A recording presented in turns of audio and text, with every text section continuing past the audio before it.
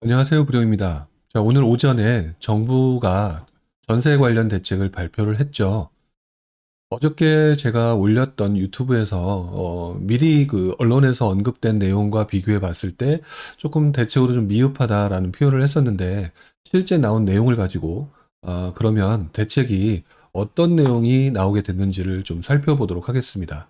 일단 내용을 보게 되면 내년 상반기까지 전세형 주택이 전국적으로 그다음 수도권에 집중적으로 공급된다. 이런 내용이 나오고 뒤에 그 부분에 대해서 좀 더 세부적인 내용이 나오는 것 같아요. 자, 일단 앞에 있는 내용은 조금 뒤로 미루고요. 이 내용에 대해서 좀 더 세부적으로 나왔던 내용을 보면서 좀 자세히 하나씩 하나씩 좀 볼 수 있도록 하겠습니다. 일단 제목 자체는 서민 중산층 주거 안정 지원 방안이다 라고 하는 내용이 나왔는데요. 첫 번째는 전월세 시장 동향, 그 다음에 시장 상황의 평가 및 진단, 그리고 주거 안정 지원 방안, 뭐 이런 내용이 있고요. 그 다음에 뭐 추진 일정, 뭐 이렇게 나와 있네요. 자, 일단 먼저 그 전월세 시장 동향부터 좀 봐야 될 것 같은데요. 뭐 여기서 이렇게 나옵니다. 전세 가격은 19년 하반기부터 상승했고 거래량은 평년 수준이다. 그리고 최근 3년간 공급은 매우 양호했는데 향후 2년간 일시적으로 위축이 우려가 된다라고 나오죠. 결국 바꿔 말해서 요약한 내용을 보면은 지난 3년간 공급이 굉장히 괜찮았다. 근데 당신네들이 걱정하는 것처럼 조금 위축될 소지가 있으니까 이 부분을 보면서 조금 준비를 할게. 아마 이런 내용이 아닐까 싶습니다. 최근 4년간 전세가 안정세를 보이다가 2019년 하반기부터 상승을 했다라고 하는 부분은 좀 인정을 하고 있고요. 자, 그런데 지금 이런 내용이 있습니다. 2020년 1월부터 둔화되던 상승폭은 기준금리의 인하, 그 다음에 임대차 3법 논의가 본격화가 됨으로 인해서 좀 확대되고 있다라는 내용이 나오는 걸 보면 어, 언론에서도 좀 몇 가지 나왔지만 임대차 3법 그 자체의 영향뿐만 아니라 기준금리 인하라든지 그 기타 다른 부분이 같이 영향을 미친 거지. 임대차 3법 자체가 뭐 완전히 이것이 확실한 영향을 미쳤다. 이렇게 판단을 하지는 않고 있는 그런 입장인 것 같습니다. 자, 그리고 뭐 세부적인 내용에 대해서는 결국 전세 가격이 올라간다는 내용이니까 어느 정도 스킵을 좀 한번 해보고요. 그 다음에 제가 이제 보는 부분 중에서 공급 동향에 대한 부분을 좀 한번 봐야 될 것 같아요. 자, 실적 부분을 보게 되면은요. 최근 3년간 입주 실적은 역대 최고 수준인 연평균 뭐 전국 몇만 호 뭐 이렇게 나옵니다. 그럼 결국 바꿔 말하면은 지난 3년간 역대 최고 수준으로 공급을 했다라고 하는 말을 조금 하고 싶은 것 같고요. 자, 이렇게 되면서 결국 어떤 얘기를 하고 싶으냐. 지금 현재 전세 가격이 올라가는 부분 다 여러분들도 알고 계시지만, 하지만 우리는 그동안 정말 공급을 많이 했다. 이런 부분을 꼭 얘기를 하고 싶었던 것이 아닌가. 이런 생각을 좀 해보게 되네요. 자, 그리고 난 다음에 정부가 보는 시장의 평가 및 그 진단, 그 시장 상황에 대한 진단입니다. 자, 보시는 것처럼 금리 인하, 아까 말씀드렸죠. 금리 인하, 그 다음에 가구 수준가, 그 다음에 실수요자 중심의 시장 조성을 위한 필수 조치 등으로 인해서 역대 최대로 공급을 했는데도 불구하고 가격이 불안은 계속 이어지고 있다. 이렇게 표현을 하고 있습니다. 그리고 저금리 상태이다 보니까 주거 상향 수요의 증가로 아파트 중심으로 전세 가격이 상승했다라고 얘기를 하죠. 즉, 바꿔 말하면 사람들이 뭐 금리도 낮아지고 뭐도 하다 보니까 그래도 분위기도 좀 그렇다 보니까 이왕이면 조금 더 괜찮은 곳에 살고 싶은 수요가 증감으로 인해서 아파트 중심으로 전세 가격이 상승했다라고 첫 번째 얘기를 하고 있죠. 그 다음에 두 번째 이런 얘기가 나오죠. 다주택자 1주택, 그 다음에 갭투자 등 뭐 여러 가지 이유로 인해서 이거 임대차 3법 등 실수요자 임차인 주거 안정을 위한 필수적인 조치를 하다 보니 어쩔 수 없이 수요와 매물이 동시에 감소되는 현상이 나타났다. 그렇기 때문에 아마 전세 가격이 올랐다라는 말을 하고 싶었던 것이 아닌가라는 생각을 합니다. 즉, 바꿔 말하면은, 되게 많은 공급에도 불구하고 여러 가지 이유들, 뭐 다주택자들, 갭투자 뭐 이런 것들, 그 다음에 규제 등 뭐 여러 가지 이유로 인해서 수요와 매물이 동시에 줄어드니까 전세 가격이 올랐다. 이런 말을 하고 싶었던 것 같고요. 그 다음에 세 번째로는 그런데 3인 이상 일반 가구 수는 감소하고 있으나 1, 2인 가구 분화 가속화로서 세대 가구 수는 전체적으로 빠르게 증가하고 있다. 이 내용은 아마 그동안 많은 분들이 알고 계셨겠지만 예전과 다르게 지금 이제 1인 2인 가구가 점점 늘어나고 있다. 이런 내용들에 대해서 정부도 역시 동일하게 인정을 하고 있는 내용이죠. 그래서 1인 가구는 다세대나 오피스텔 등 비아파트 주 거주 비율이 높으나 최근 비아파트 공급, 즉 다세대나 오피스텔 같은 공급이 감소하는 추세란 얘기죠. 다시 정리하게 되면 아까 제일 처음에 말씀드렸던 것처럼 주거 상향수요가 증가해서 아파트 중심으로 전세가격이 상승하고 있다. 그런데 여러 가지 이유로 인해서 수요와 매물이 동시에 감소하고 전세가격이 오르고 있고요. 더더구나 가구 수가 증가함으로 인해서 빠르게 늘어나고 있음으로 인해서 1인 가구 같은 경우는 비아파트 공급마저도 감소해서 뭐 전세 가격이 오른다는 얘기겠죠. 자, 이런 내용을 보게 되면 결국 메인은 이 맨 위에 첫 번째 부분이고요. 약간 부수적인 요인은 1인 가구로 인해서 늘어남으로 인해서 비아파트 비율이 거주비 높은데 비아파트 공급이 감소한다라는 이 내용, 이 전세 가격이 오름세가 나타나고 있다는 이 지역, 이 부분에 대해서도 약간 메인이라기보다는 부수적인 부분이 아닌가라는 생각이 들게 됩니다. 그 말이 나오고 난 다음에 또 정부는 이렇게 얘기를 하고 있죠. 임대차 3법에 대해서 시행 효과에 대해서 약간 좀 홍보를 하는 듯한 느낌이 듭니다. 계약갱신 청구권 활용으로 갱신율이 높아졌고 임차인의 안심 거주 기간이 늘어나고 있다. 이것을 확인한다. 이제 이런 부분을 꼭 얘기를 하고 싶은 거겠죠. 뭐 긍정 효과 발생이라고 하는 거 보면. 자, 그런데 제가 말씀드리고 싶은 거는 이런 부분인 것 같아요. 물론 정부가 말하는 긍정 효과는 분명히 있는 것은 사실인데 아까 위에서 언급한 것처럼 임대차 3법이라고 하는 부분이 매물을 줄이는 효과도 분명히 발생을 했고, 자, 그래서 지금 현재 발생된 문제가 긍정 효과보다 부정적인 효과가 훨씬 더 크기 때문에 나타나는 문제를 너무 긍정적인 효과로 좀 포장하는 것이 아닌가라는 생각이 든다는 거죠. 이 부분이 조금 일반적으로 우리들이 보고 있는 시각과 다른 부분이라고 생각이 들고요. 어쨌든 정부 입장에서는 그렇다고 해서 임대차 3법을 다시 롤백을 한다든지 이런 쪽에 대해서는 관심을 갖고 있지 않다라고 하는 강한 입장을 표현하는 것이 아닌가라는 생각을 해보게 됩니다. 자, 그리고 난 다음에 서민 주거 안정 지원 방안이 나왔죠. 자, 그러면서 이렇게 나오고 있습니다. 전세로의 수요 쏠림이 지속된 것 같다. 그리고 1, 2인 가구를 위한 신규 공간을 확충할 필요가 있다. 그리고 되게 많이 공급을 많이 했지만 일시적으로 공급이 줄어들 우려가 있으니 단기 공급으로 확대가 기요하다, 필요하다. 그리고 다시 한번 정부 입장에서는 과거와 같은 전세 수요를 매매 수요로 전환하는 거는 매매 시장이 불안정하니까 부적절하다라고 해서 결국에는 정부 입장은 절대 바뀌지 않겠다라고 하는 부분을 보여준 거라고 말씀을 드릴 수가 있을 것 같습니다. 저희 입장에서는 조금 생각을 좀 바꾸고 조금 수요 공급의 원칙에 의해서 좀 해결을 해줬으면 좋겠다라는 생각을 하는데 매매 시장이 안정될 수가 없을 거라고 예상하기 때문에 전세수요를 매매수로 돌릴 수는 없다라고 하는 부분을 더 강조를 한 것이겠죠. 자, 그리고 난 다음에 도심 내 단기 공급을 확대하겠다 그래서 라고 얘기를 합니다. 그런데 여기서 조금 아쉬운 부분이 있는 것 같아요. 왜? 아까 처음에 말씀드렸던 것처럼 주거 상향으로 이동하고 싶어하는 수요가 증가함으로 인해서 아파트 수요가 늘어났는데 그게 사실상은 메인인데 그 뒤에 세 번째의 부차적인 요소였던 1인 가구의 증가에 따른 비아파트들의 공급이 줄어들었으니까 그걸 늘려야 된다. 이런 부분으로 논리를 펼쳐나가는 거는 조금 맞지 않지 않는가라는 생각이 좀 들기는 하네요. 자, 그리고 난 다음에 중장기 주택을 주택시장 안정 기반을 확충하겠다. 이런 얘기를 했는데 이 얘기는 모든 정부 대책에서 항상 나오는 얘기니까 좀 쉽게 넘어갈 수 있는 내용인 것 같고요. 질 좋은 평생주택을 공급하겠다. 이 부분도 계속해서 해왔던 얘기니까 사실상 조금 애매한 부분인 것 같다라는 생각이 좀 들기는 합니다. 그 밖에 임차인 부담 완화 및 보호 강화, 이 부분도 역시 정부가 해야 되는 당연한 내용이니까요.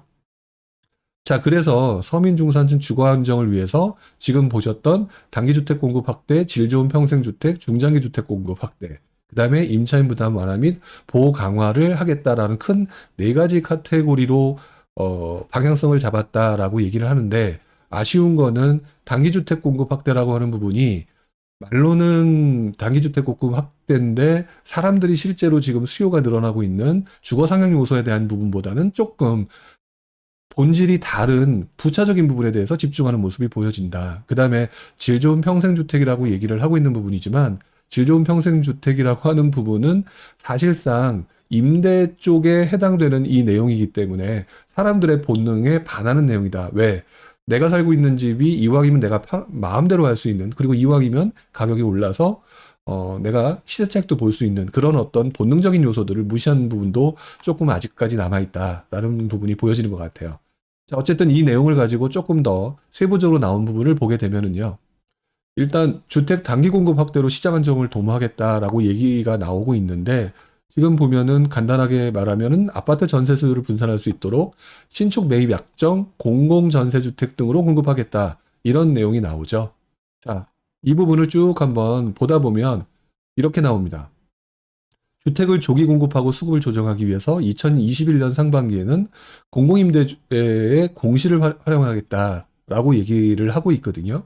지금 보면서 제가 느낀 건데 서울은 4,900호 정도, 그 다음에 경기는 거의 한 10,000호 정도 되는 물량이 지금 현재 공실이다라고 얘기하는데 약간 의문이 듭니다.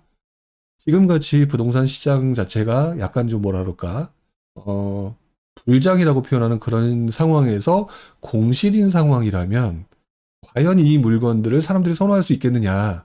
실제로 이 밑에 보시게 되면은요. 서울에서 아주 좋은 곳이 있다라고 한번 표현하고 싶었던 것 같아요. 강남 몇 호, 송파, 강동, 양천. 그런데 이 부분을 합하게 되면은요. 약 1,000호 정도, 1,100호 정도 됩니다. 그러면 서울 5,000호 가까이 되는 중에서 한 1,100호 정도니까 한 20여 퍼센트 정도 수준만 관심이 있는 정도 수준이고 나머지는 조금 공실이, 그리고 또 한편으로는 이게 지금 평형수가 안 나와요. 그래서 평형수가 또 소형주택이라면 정말 주거 상향 요소로 가고자 하는 사람들이 가고 싶은 곳이겠느냐라고 하는 부분은 조금 의문이다.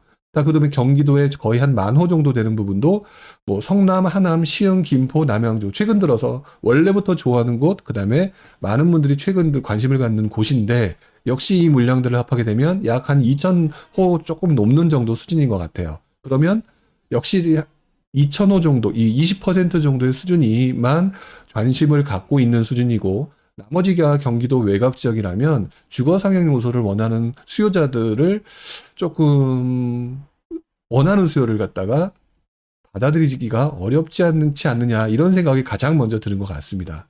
자, 그 다음에 이제 공공주택 입주 조기화라고 하는 부분인데 결국 빨리 짓겠다, 빨리 뭐 건설하겠다는 내용이니까 이 부분은 항상 해왔던 얘기니까 좀 넘어가도록 하겠습니다. 자, 그리고 이제 정비사업 이주 시기 조정이라고 했는데 역시 마찬가지로 이주로 인해서 전세 물량이 늘어나게 되니까 뭐 당연히 이 부분을 조정하는 거는 예전부터 해왔던 모습들이니까 이 부분도 뭐 사실 이번에 특별하게 나왔던 내용은 아니지 않나 싶고요. 자, 그 다음에 여기 보시게 되면 신축 전세형 주택 공급 확대라고 되어 있고요. 현행은 매입 임대, 공공지원, 민간 임대 뭐 이런 식으로 공적 주택이 있었다는 얘기인데 이번에 공공 전세 주택을 도입해서 22년까지, 아마 22년 이후는 물량이 3기 신도시라든지 많이 나온다고 생각하는 거니까 그렇겠죠.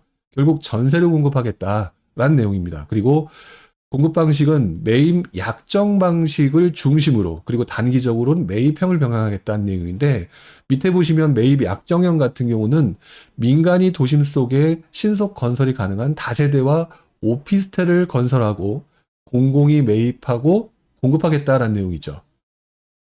그리고 매입형 같은 경우는 신속한 공급이 가능했던 기존 주택의 공실, 미분양, 뭐 준공 예정 주택을 매입하겠다라는 건데 결국 매입형 주택의 기존 주택 공실은 사람들이 요즘 같은 불장에서도 공실인 상황인 거니까 별 반응이 없을 것 같고요. 미분양 주택이라고 얘기를 하고 있지만 지금 현재 전국적으로 미분양 주택이 그리 많은 상황이 아닙니다. 뭐 이러니까 결국은 준공 예정 주택을 매입하겠다라는 건데 지금 준공 예정 주택 중에서 만약 건설사가 아파트를 짓고 있다라고 한다면 과연 아파트를 자기네들이 분양하는 게 훨씬 더 이득인데 이걸 갖다 매도를 할 일은 만무할 것 같고 결국 이 물량은 다세대나 오피스텔 같은 경우가 되지 않을까. 결국 바꿔 말하면 아까 맨 처음에 얘기했던 주거 성향하고자 하는 심리가 되게 많은 사람들, 그래서 아파트에 대한 수요, 전세 수요가 늘어났던 상황에 전혀 반대되는 방향으로 흘러가고 있다. 더더구나 매입 약정형도 마찬가지로 다세대 오피스텔을 건설하겠다라고 하는 내용은 결국 신속히 건설할 수 있는, 그리고 지금 현재 사람들이 선호하고 있지 않은 대상을 집중적으로 하겠다는 내용이기 때문에 제가 볼 때는 이 물량은 나중에 어떤 부분이 발생될 수 있으냐. 2022년 이후에 아파트 물량이 늘어나게 되면 이 물량들은 또다시 골칫거리로 바뀔 수밖에 없는 상황이 나올 수도 있다라고 하는 부분은 여러분들이 꼭 기억을 하실 필요가 있을 것 같습니다. 자, 그리고 이제 인센티브 부분에서도 민간에 대해서 결국 건설하는 쪽에 굉장히 인센티브를 제공하겠다라는 얘기죠. 자, 여기서 저는 약간 좀 당혹스러운 부분이 있습니다. 자, 왜 당혹스럽다고 말을 하느냐? 사실 결국 바꿔 말하게 되면은 이 물량들은 매입 약정을 통해서 결국 민간이 건설하게끔 만들겠다는 얘기거든요. 민간이 건설하게 되는데 그 물량들은 다세대나 오피스텔이다. 그런데 민간이 임대로 보유하고 있는 물량 중에 가장 많은 물량들이 아파트일 거고, 그 아파트 중에 상당수는 임대사업자로 등록을 했겠죠. 물론 다세대도 있겠지만 그런 분들을 규제를 한다고 하지만 결국 또 민간을 이용하겠다라고 하는 방향으로 흘러가고 있다는 얘기는 민간 중에 개인 임대사업자들은 배제하고 결국 민간이 또다시 뭔가를 이용해서 다시 바꿔 말하면은 민간을 다시 한번 이용하겠다는 그런 방향인 것 같아서 조금 당혹스럽다. 결국 공공이 하기는 좀 어렵다라고 하는 거를 여기는 이렇게 표현했지만 조금 솔직히 인정한 것이 아닌가. 자, 이런 생각이 조금 드는 부분도 솔직히 좀 있습니다. 자, 뭐 그 뒤에 나오는 참고 부분은 여러분들이 한번 보셨으면 하고요. 그 밖에 뭐 신축 매입 약정, 임대주택 공급 확대 및 품질 향상. 결국 신축 매입 약정하는 주택들의 품질을 향상할 수 있도록 유도를 하겠다. 그리고 뭐 신축의 활성화 방안으로 해서 건설자금 저리 지원이라고 해서 뭐 민간 같은 경우는 5%인데 기금 1%대. 그다음에 택지를 우선 공급하겠다. 이런 부분이 있는데 이거를 보면서 지난 장에 침체기 때 나왔던 도시형 생활주택이 갑자기 전 떠오르는 부분도 있습니다. 왜냐하면 이때도 그때 기금주택은 저리로 2%로 빌려줬던 그 시점이었고요. 근데 한 가지 안타까웠던 거는 아까 제가 언급했던 것처럼 그 도시형 생활주택 같은 경우도 나중에 한동안 너무 많은 물량이 늘어나니까 애를 먹었던 상황이 있었다는 거죠. 결국 지금 보면 품질 향상이라고 하는 부분은 본질, 아파트에 가고 싶은 사람들한테 본질적인 아파트가 아닌 다른 다세대나 오피스텔로 접근하는 경우 향후 아파트 물량이 늘어나는 3기 신도시 같은 물량이 늘어났을 때는 상당히 많은 골치 덩어리에 매물을 늘릴 수 있는 부분을 만들어낼 수 있지 않을까라고 하는 우려가 조금 떠오르는 부분이 있습니다. 어쨌든 이 부분이 제가 개인적으로는 조금 이 내용을 보면서 우려되는 부분이고요. 지금 보시는 이 내용들, 이 사진들을 보시더라도 거의 대부분 다세대 주택이거나 또는 약간 오피스텔 같은 그런 모습이라는 것들을 알 수가 있겠죠. 뭐 그 밖에 주요 매입 임대 사례로 나온 것도 보시는 것처럼 다 다세대에 해당이 됩니다. 자, 그 다음에 비주택 공실 리모델링을 통한 제가 이제 지난번에 바로 직전에 말씀을 드렸던 뭐 호텔 뭐 이런 것들에 해당되는지는 모르겠는데요. 여기 보시게 되면은 공실인 뭐 상가 오피스 리모델링 사업을 도입하겠다. 이미 있었던 내용이죠. 현행이었으니까. 자, 그 부분을 좀 더 많이 늘리겠다라고 하는 것 같고요. 그리고 민간 참여, 또 여기서도 민간 참여를 하는데 규제 개선을 통해서 많이 늘리겠다라고 하는 부분. 다시 한번 반복해서 언급하지만 이 경우는 많은 물량이 나오게 되면 이게 장기적으로는 또다시 물량의 증가로 상당히 애로사항이 발생될 수 있다라고 하는 부분 한 번쯤은 기억을 하셔야 될 것 같습니다.